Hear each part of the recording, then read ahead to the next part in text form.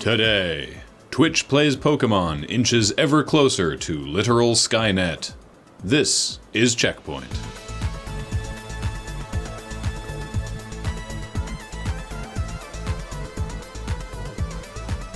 Welcome to CheckPoint.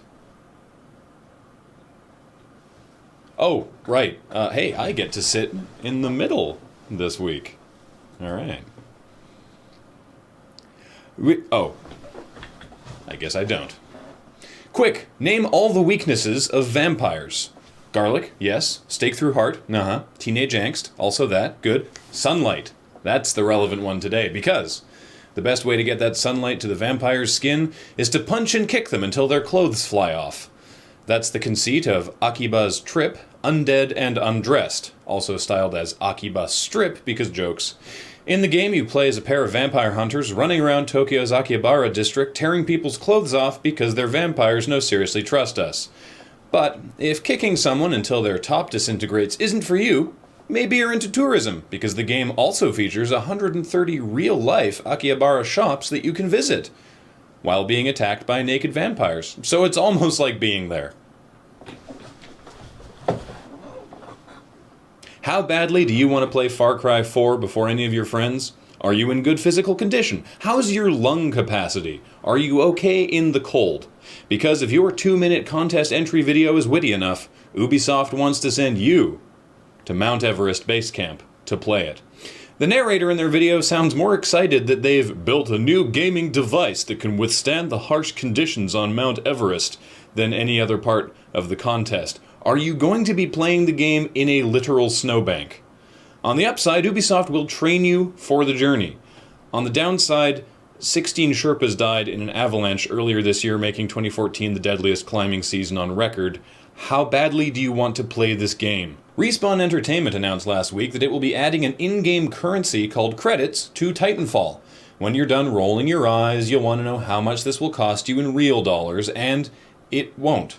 You can only earn this currency through playing the game. There is no real-world purchasing model, like games used to do. Someone at Respawn is going to feel pretty stupid when they learn how microtransactions are supposed to work now. According to GameStop president Tony Bartel, only 40% of GameStop customers are aware that they can trade in their used games for store credit or cash. This is despite trade-ins being advertised whenever an employee answers the phone, in a large banner on the GameStop website, at the top of every receipt, and on signs all over the store and on top of every shelf. Where do 60% of people think their used games are coming from? Do they think that GameStop puts a quarter under its pillow at night and in the morning the used game fairy has replaced it with a bunch of copies of NBA 2K14? Actually, considering how little GameStop actually gives you for most trade-ins, maybe that's not far off. Twitch Plays Pokemon started down the road to its mega evolution this week, as the hive mind began to play the newest Pokemon game, Pokemon XY. The big difference this time is that instead of being played on an emulator, the game is being streamed from a real modified 3DS. That means, in addition to the direction and buttons, the chat has to tell the stylus where to tap the bottom screen. If you can't see why that would make things more difficult, try playing a game on your 3DS while 1,500 people all tap the screen at the same time, but no one sees the results for 30 seconds. Also, the real 3DS means that for the first time, Twitch Plays Pokemon has a connection to the outside world via the 3DS's Wi-Fi. This is important because Pokemon XY has a feature called Wonder Trade that allows players to trade their Pokemon with a random trainer somewhere in the world. So if they're not careful, the Twitch Plays Pokemon player's hard-won Pokemon QQYYY2506WF7 could easily get traded for some random Caterpie with an actually pronounceable name. And nobody wants that.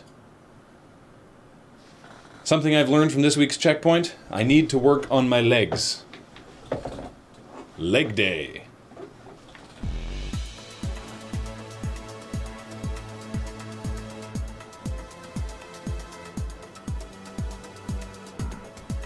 Coming up, some people are trying to say the Destiny logo looks like Master Chief's crotch. Y'all just can't stop thinking about Master Chief's crotch, huh? Settle down.